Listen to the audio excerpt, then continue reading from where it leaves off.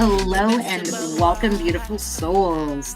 It is time to step into a space where we explore healing, embodiment, and sacred balance. It's your host, Tamela, the Holistic Weaver, and today we are diving into something I believe we're being called to embody more deeply. The balance of feminine and masculine energies, or some like to say, the yin and the yang. And joining me is a powerful sister, Bri.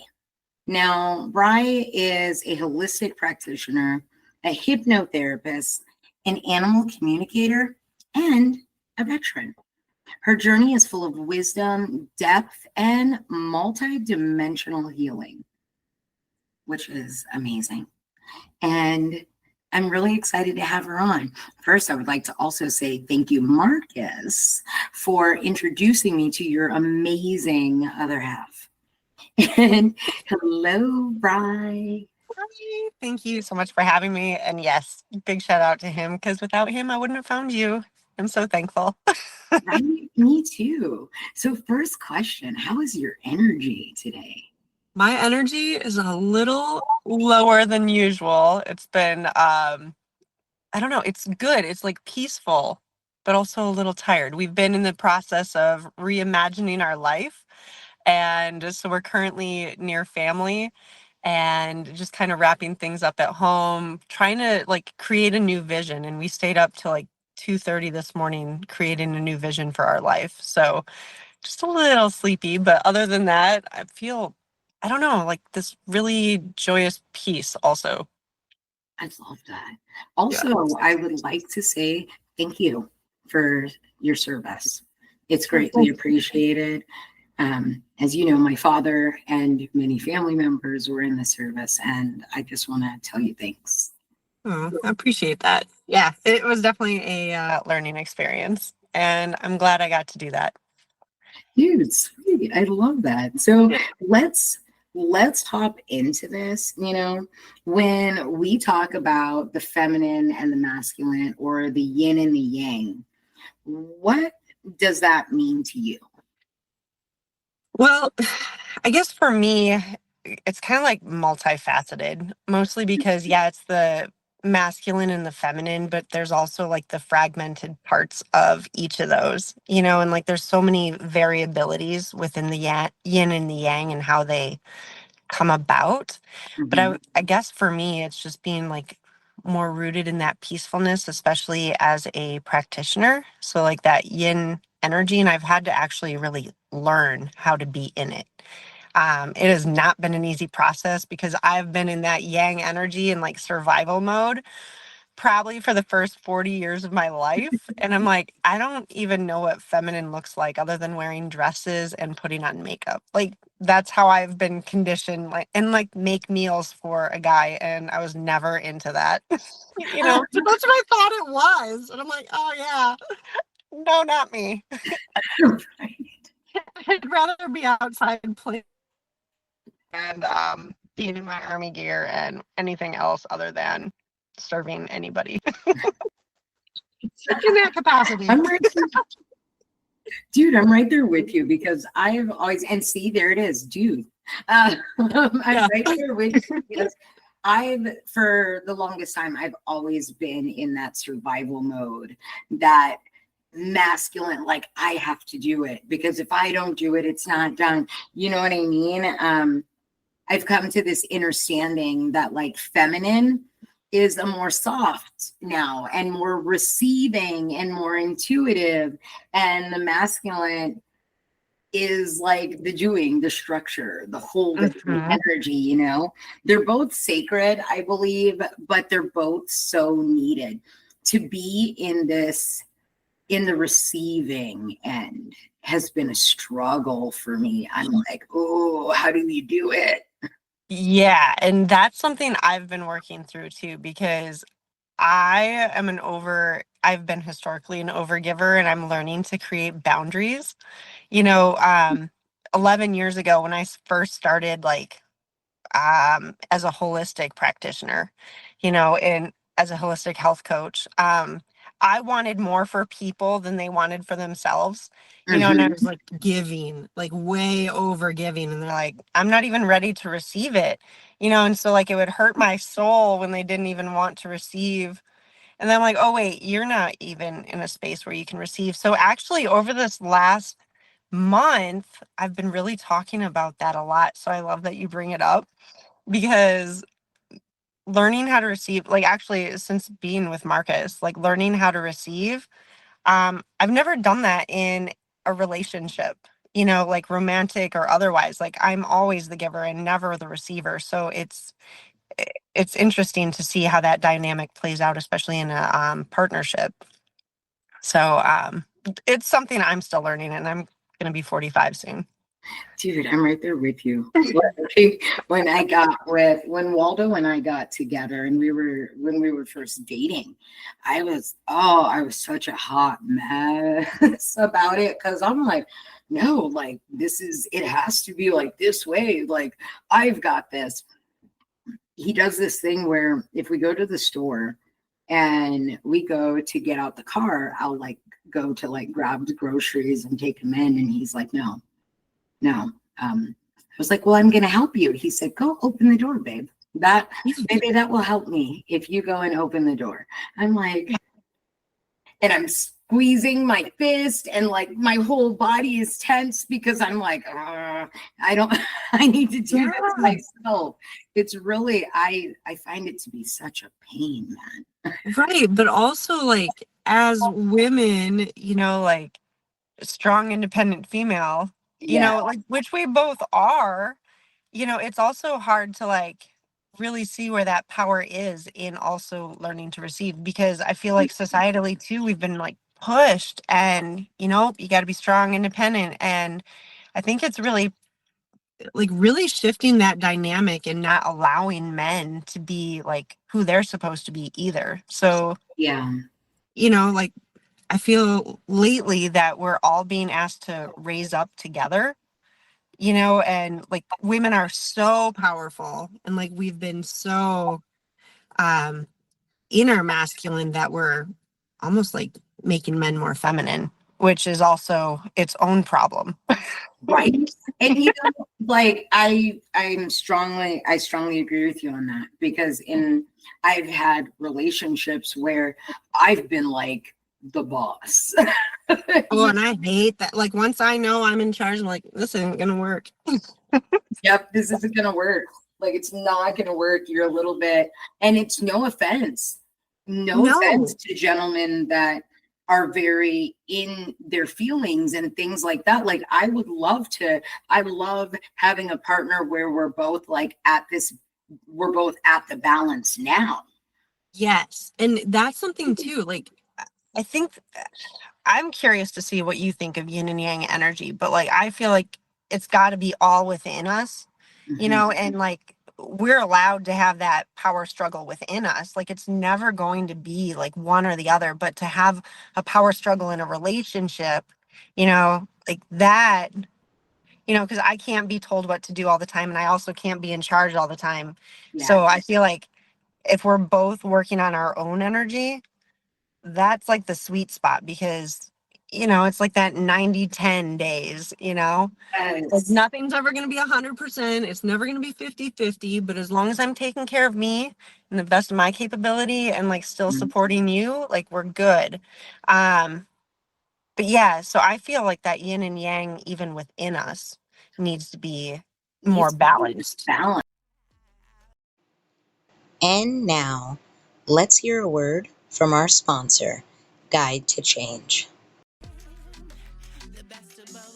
Hey, it's me, Tamela from RLP Holistic Wellness, and I want to share something that's been truly transformative for myself, and I feel it'll be truly transformative for you too.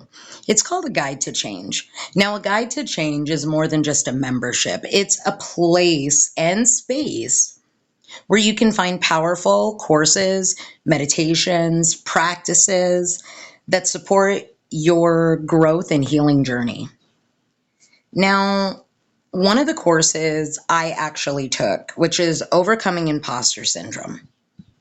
If you know me, I've talked about imposter syndrome and the imposter syndrome struggle being real.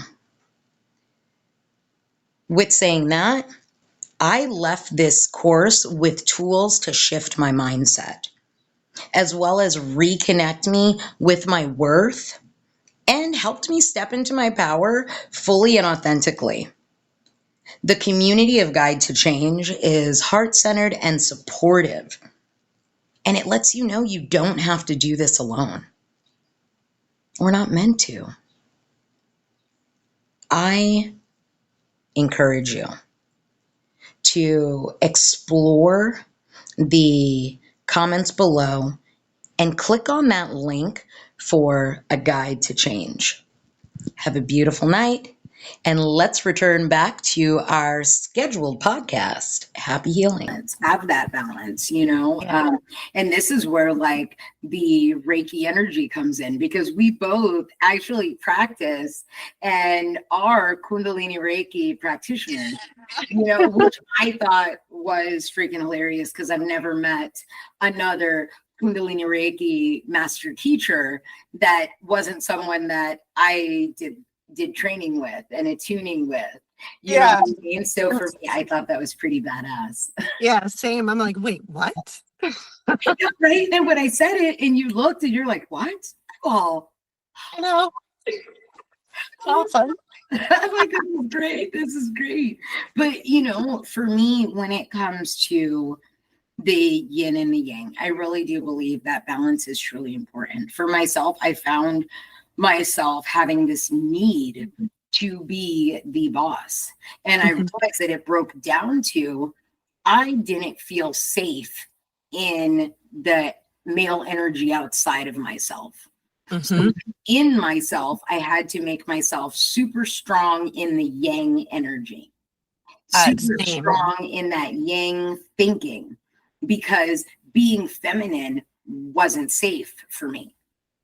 Right. And I, you know, and like just speaking on, you know, for myself, I found the same thing, but also like I know so many men that don't feel safe with that feminine energy either, you know, and like when we don't have those balances, like we all feel dysregulated, disconnected from ourselves and just not fully authentic because we don't even know what that means, like energetically. So like, how can we even present, you know, like we can always be authentic in whatever version of us there is, you know, but as far as like, I don't know, like I've learned so much just by doing, you know, and being the Reiki master, you know, and like holding space and holding energy. I think I've actually learned more about myself than anything, you know, and because I come from a very dysfunctional family, you know, where there was chaos and a lot of yelling. And I've had to learn now, like, there's allowed to be chaos around me, but I don't have to be a part of it. And I still get to ground and center myself and just allow it to pass around me. And I'm like, I can also exit the situation and it's all safe, you know, because I'm really sure of myself now. And that's how I feel. I'm in this space now where I know that it is safe to allow the feminine energy to flow. I know that it is safe to receive and be in that space of, okay, let me give this to you. Like as simple as my husband carrying in the groceries. Like now I hop out the car, I go straight to the front door and I open the front door and I grab our dog who will mow him down if she gets a chance. You know, and so it feels good to have that balance. It feels good to open the heart up to receiving. So I'm so happy that we brought this up because I have a question for you. What does imbalance feel like to you? What has it looked like, you know, when it comes to in your body, in your mind, and in your relationships? And you already know, dude, I'm all about that nervous system regulation. Yeah, I am too. Like I get really disconnected from my intuition, like immediately when there's a lot of dysregulation. Like that's the number one. Like I know that I need to regulate myself better when things get disrupted and it's just way out of balance. And I've been noticing for myself, like in this week of like uncertainty, you know, and I'm pretty good with the uncertain. Like I don't work well with like safety nets, but for me, like I have to really tap back into myself and like really feel myself and like what it is that I'm feeling. And I'll be honest, like I've just learned to feel feelings probably over like the last few years, because like I didn't know what feelings really were, like that whole scope of emotion. Like Mhm. that was not something I was connected to. So I'm learning and remembering. And um what else does it look like? It looks like overtiredness, for a prolonged period of time. Like it could be days and I'm like, oh yeah, I haven't been doing things for myself and like really, really checking in with me. Mhm. And I feel like my creativity goes way down and I don't want to talk to people. And like sometimes my ears buzz a little bit. So like I can really feel like the dysregulation now that I know what it feels like to be so regulated.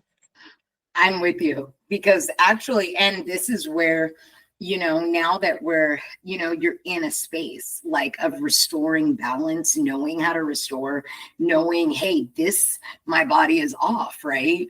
It started for me on Friday, like it's raining and stuff like that here in Maryland. And my body was just like, oh, like the pain kicked in, the Mm-hmm. migraines and all that stuff. And I realized, I was like, dude, I need to realign. Like, Mm-hmm. so I've been doing this, like really doing my breath work really deep, doing my meditation really deep. So what are some things that helps you realign and rebalance that energy? Well, let me think. Usually I go out by the water and I go by the water a lot. And I like the silence when I really need to realign, because usually it means that there's too much crowdedness in my head almost. Mhm. So I like to be in nature. It is the one place I can think, and like it's walking meditation, sometimes when I'm in that place of dysregulation, I have trouble sitting and not doing. So I kind of like to be in movement while Mhm. also allowing myself to be present with myself, if that makes a lot of sense to you. So I It guess does.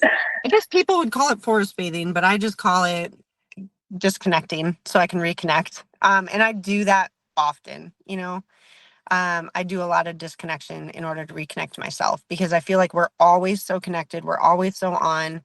And the more like I see on social media or in the news, I know that like I need to stay up to date, but also I need to really stop feeling everybody's emotions, because it really affects my own.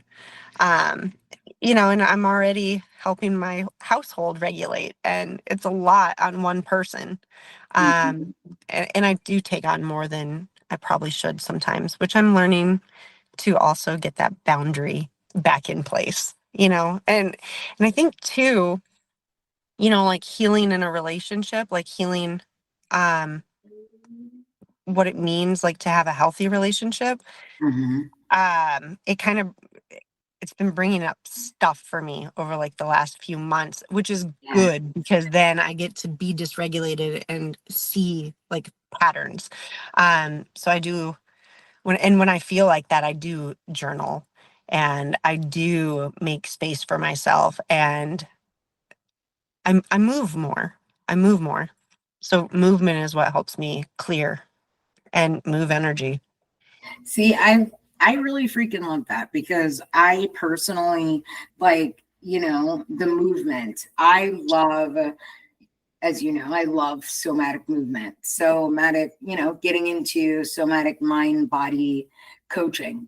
That Hmm. was something that I didn't really realize how important that movement was until I got the heads up. Hey, Tamela, you should look at somatic coaching. I know you do forgiveness life coaching, but Hmm. have you thought about somatic coaching? I was like, well, what the fuck is that? What am I, they're like Yeah. shaking and this and tapping. I was like, well, I already do EFT. They're like, no, really shaking and tapping the body. So I did it. I got that opportunity and I was like, wow, that's like fucking unreal. I love it. Yeah. And so movement has become a really fabulous thing. I want to, now that we're like in some different stuff and talking about some different Yeah. stuff, I want to talk about animal communication.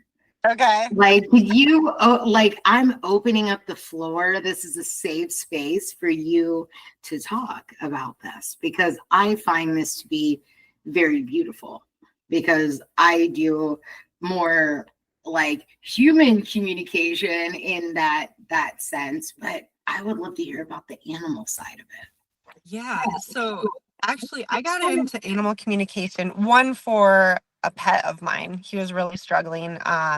He was having seizures and like his moods were shifting so much and he would never accept Reiki from me. And I'm like, I have to try a different way. But also animals. So after I got back from Afghanistan, just a very quick side story because segues in. I was doing, I had bought 3 horses and like the anger was within me and I would get so frustrated with the horse because the horse was the one doing all of it, right? But after learning that animals are like just they're mirrors of our energy and like they feel it so big. I realized that I was not regulated and I was not being honest with myself and like my words and my actions and the way that I felt were so disjointed that I was not being a whole person, like the PTSD was really there and that helped us create a horse therapy program for veterans back in Colorado so that we could start learning how to communicate with ourselves, so seeing ourselves. So fast forward like 10 years later, I was in that space where I wanted to help my animal. And I'm like, I'm just going to learn animal communication because I feel like I'm already trying to regulate our energy. And I have always been fascinated by telepathic communication and whether or not it was real, right? Because I know I've kind of already felt like it was real. Just like out of the different experiences that I've had throughout my life, which I can tell you many, probably for hours outside of the podcast. But like, I want to try it. It is not out of the realm of possibility and all the things that I had been opening up to through energy work. I'm like, I really want to try it out. And it has been the most beautiful thing. And it's so cool too, because like my clairs are different than other animal communicators. So the way that I do it looks different than other people. A lot of times I incorporate Reiki into the session because I like to feel through. It's something that I'm discovering and maybe it'll shift later because like my communication style is already shifting. But animals are so in their heart space and it's been teaching me how to like live in my heart. And I was just telling a story, I think last night to Marcus about how 2 weeks ago, my aunt and I were taking a horseback ride and like we were so excited. And I ended up finding a cat and rescuing a cat. And, like I was so open in my heart trying to calm this kitten down. Like it had to be like maybe 2 months old. And like I'm holding the kitten on a horse, which is already interesting. Yes, I can only imagine. Yeah, like my hands were all cut up, but I was so in my heart space that when we passed like this sheep farm and, again, it was funny because all these animals started looking at me. And I'm like, whoa, I feel like they're looking inside of me almost. It was a trippy moment. But also I feel like they've taught me so much about life and death. Through communication, because like I've connected with animals as they're crossing over. Yes. And it just feels different, like I can't connect as well, but also I can, and it's almost like, oh, I can feel the release starting to happen. And it's a different sensation. Or they've also helped me with my medical intuitive. I didn't even know that was in the wheelhouse of possibility. I'm like, what is this? You know?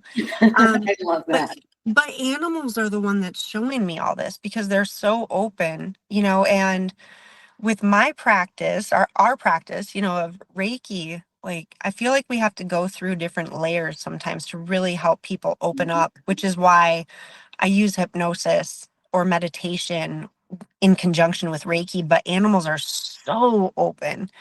Like they are our biggest teachers. And I'm reminded daily, I'm like, let me calm myself down because like I see you're amped up. Let me hang out and just relax. But yeah, they've opened my eyes and it's just such different energy. And I'd like to also say that like soul versus like how the animal presents can be totally different.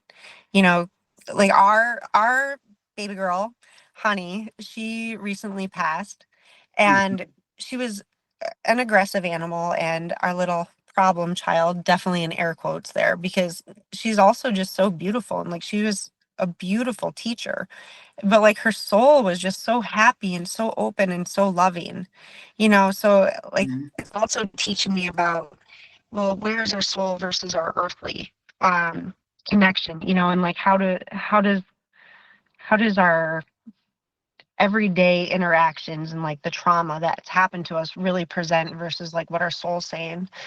I don't know. They've been incredible for me. And I'm finding myself wanting to do more in that realm because um I've been finding just more that want to be teachers and want to be heard. So and if you have any specific questions, please ask. Yeah, and I think sometimes people too think that I can do it on the spot. I'm like, well, it does take a second because like I have to shut it off at some point. Like we were out looking at this beautiful mini mule the other day and her current owner is like, oh, what is she telling you? I'm like, I couldn't tell you. Like I promised myself I wouldn't open myself unless it was in the moment or they really had something to tell me, or like really needed help. So it's kind of like keeping boundaries energetically too. And see, I understand that, and I can say I understand that because Mhm. it happens even when you're doing communication with spirit. You're like, okay, we got to set boundaries. The boundary is at this point in time, there's no communication. My thing is, I shut the shit down at 7 o'clock, 7 p.m.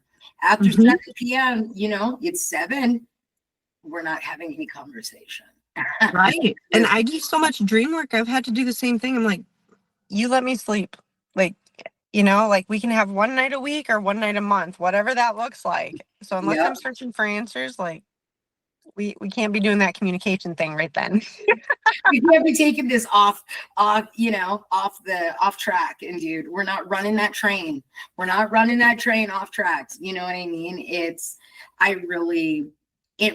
I was very interested when we talked about like the end of life stuff, because I do end of life work with human Mhm. the two-legged folk and Yeah. you do it with the four-legged folks. So for me, I found it very interesting.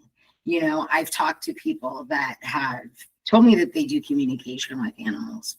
And Mhm. there was only one woman at first, of course, but I think about it at the same time, dude, like really, you could believe that people can communicate with, people, dead humans, but you can't communicate, you can't imagine people communicating with animals.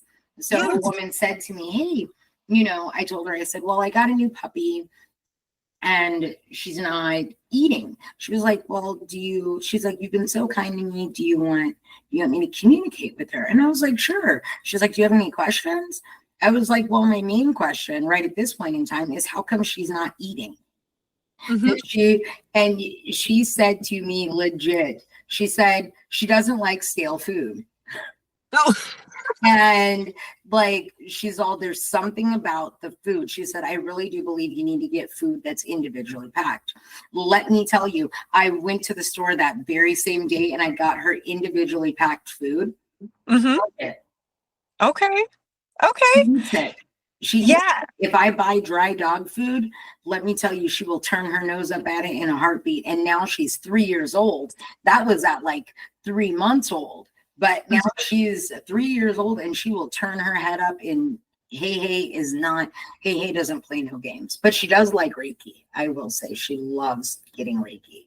Yeah. Yeah. I love that. And you brought up too, like the communicator asked you to prepare some questions and like very specific ones. And we do that because maybe we won't hit on all the questions or maybe something else comes up. But, like the more specific we are, it's kind of like when we set an intention for Reiki, you Yeah. know, it's really setting the intention for the communication. And if something else comes up, it's a bonus. And maybe they don't even want to answer that question. Yep. I have had this animal communication session where I was curious what was wrong, because that's the way that the person asked me to ask the question. I'm like, okay, what's wrong with you? And he showed me a picture of his human, and like I found out through that she was really sick, and like that connection to our humans is also real, or their connection to their humans is so important that sometimes it affects their health and their well-being. Yeah. And what? Oh no, I was saying wow, because I was like, whoa. I mean, but that explains a lot, because you have, I remember the feeling in the heart when you see somebody's fur baby. So cat, dog, no matter what, you see that animal has such a connection. I was watching a video about a man that trained lions. Mm-hmm. And he passed away, and they laid his body out, and they said they did so the animals could grieve, because they understand Yeah. and Mm-hmm. they did that. And then all of a sudden you see they backed up, they let the animals, you see the lions come through, and the lionesses that this man worked with and raised, and you see them lay down, and it's so much love, so much beauty that I saw in that. Yeah. Yeah. And I don't know, they're just incredible. And I forgot my train of thought here. There was more to that, but yeah, there's just so much beauty. Like when the way that they understand, and the way that, I don't know, like we have so many walls. They don't, they have no walls. It's like pure love. And like so many of them are here to teach us, or like to shield us from ourselves a lot of times. And like they take stuff from us so that we don't have to go through it, or maybe we needed a really big lesson in the moment. And I love that, because she's done so much. And I think that you and I did have this conversation, and I was telling you about Rufus. Mm-hmm. So Rufus was my Chelini that passed away, and I trained him. He was my service dog. I also had him for 13 years. Yeah. And he passed away, and my husband surprised me and took me to go get Hey. Now, I'll be very open. At first, I was like, I don't know about a dog, da, da, da. But then I met her. And Uh-huh. the people, it just all seemed right. Like Rufus was like, I got you, Mom. Don't worry. Because coming to find out, many years later, after Rufus was born, Hey was born February 7th, which Rufus was born February 6th. Oh. The people that we got her from, their last name was Price, like mine, like Okay. and my married last name. And I was just like, wow, it kind of put me in this space where I began to, this is that thing of again, we do that yin and yang, because I believe I was in a space of, opening my heart to receive a new love. Because as soon as he handed her to me, she just she kept on licking my face, and she was all over in my neck, and she was all little. You know, it put me into this place where I truly believe now that true healing is when both energies exist in harmony. Absolutely. When our softness and our strength sit at the same table. You know? And with that, I want to ask you, if you could leave one piece of wisdom on integrating feminine and masculine energy, what would it be? That is a fantastic question. Thank you. I wanted to integrate both masculine practice. I think through practice, like it's not a one and done, like I'm going to go to this meditation and I'm going to be healed of like all this stuff where I can't receive. It's practice, like what it feels like, learning to receive, like you and I have, learning to also be able to stand on your own. And I think that would be my number one piece of wisdom is it's okay to not understand yet, but to keep trying and see what works best for you. Because I think too, people are a little all or nothing too often, and they forget that life is a practice. It's a learning journey, and we don't have to get it right all the time. And we don't even have to get it right. We're not going to get it right every time.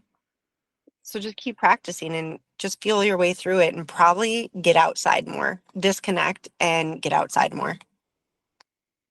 Oh yeah, put that phone down and just step on out. Listeners, I want to just say this isn't about perfection.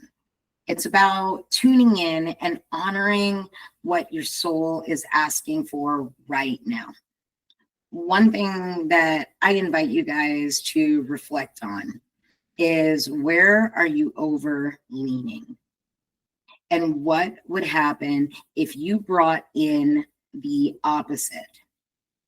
One thing that I also want to let you guys know, to connect with Bri, I am going to have her links in the little bio on here about her Reiki, about her hypnotherapy, and about her intuitive work, which is such a gift.